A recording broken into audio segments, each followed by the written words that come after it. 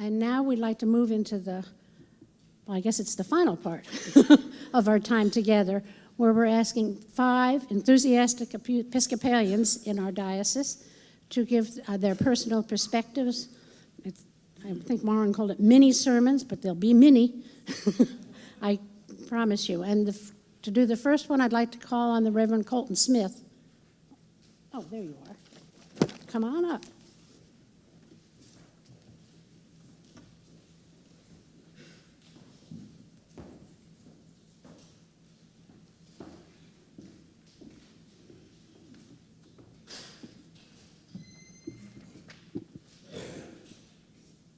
If anybody wants to go to sleep, they're welcome to do so. Tradition. But you know, Episcopalians in South Carolina have been enthusiastic for generations. In the General Convention of 1785, a young clerical deputy challenged Samuel Seabury as being unfit to be a bishop in the church because he had been a chaplain in the British Army. Enthusiastic, but that young man also became the first bishop of South Carolina. Unfortunately, he and Bishop Seabury never had an opportunity to serve together at General Convention because Bishop Seabury died before his first convention.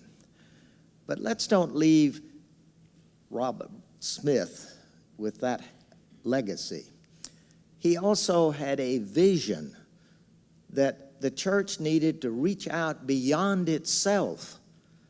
And because of his interest and his concern, the College of Charleston was established, and he became its first president.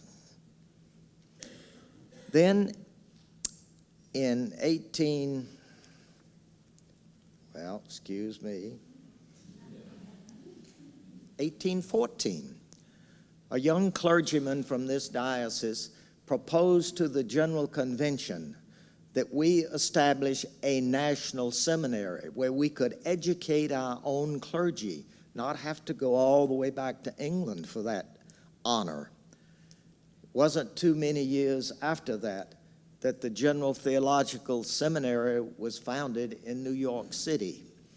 And the major financial support for that institution came from New York City and South Carolina.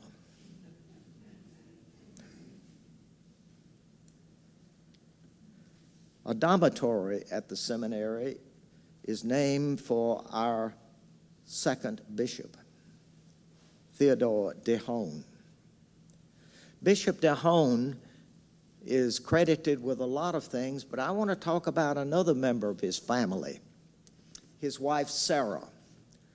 Sarah and 2 other ladies, also named Sarah, established the first free church in this part of the world. Now, you folks are fortunate. You just walk in the door and sit wherever you want to. Not so back in those days.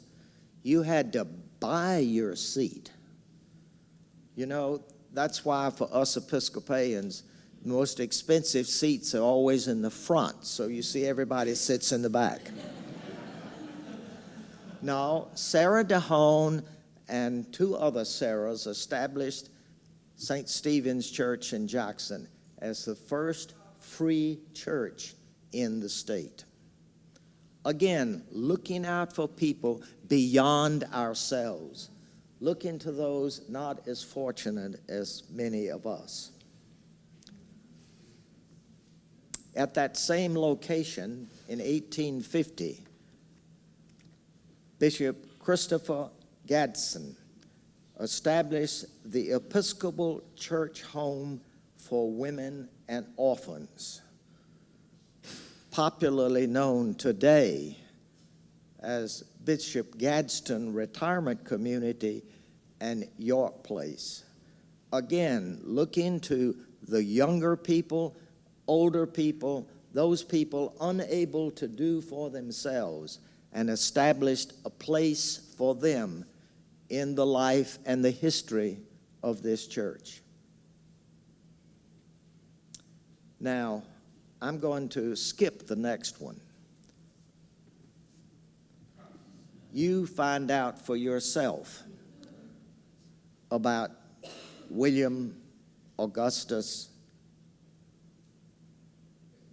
Gary. We know about his efforts to have social justice among all members of the church and to pastorally care for them, and his tragic end. But that effort and that concern by Episcopalians in this state has been legendary. In 1971, under the leadership of Bishop Gray Temple, the Episcopal Diocesan Home, known today as Canterbury House, was opened. It was the first elderly housing project in South Carolina under the Federal Housing Authority. Again, the Episcopal Church became the sponsor for housing for low-income elderly persons. All of these concerns, all of these interests, reaching out beyond ourselves. I've only mentioned the tip of the iceberg, mentioning those in leadership positions. But I'm sure in your parishes, you can also find individuals who've done the same thing with the same amount of passion and enthusiasm as these did in the past. We can see that there is a tradition of enthusiasm and passion among Episcopalians in South Carolina. And it seems to me that one of the hallmarks of that is our effort to reach beyond the walls of the church. If we are not concerned about God's people wherever they are and in whatever condition they find themselves, we are not about the Lord's work. It's simple as that. I'd like for you just to briefly remember Matthew 25. Just as you did it to one of the least of these, my brethren, you did it to me. Enthusiastic Episcopalians in South Carolina.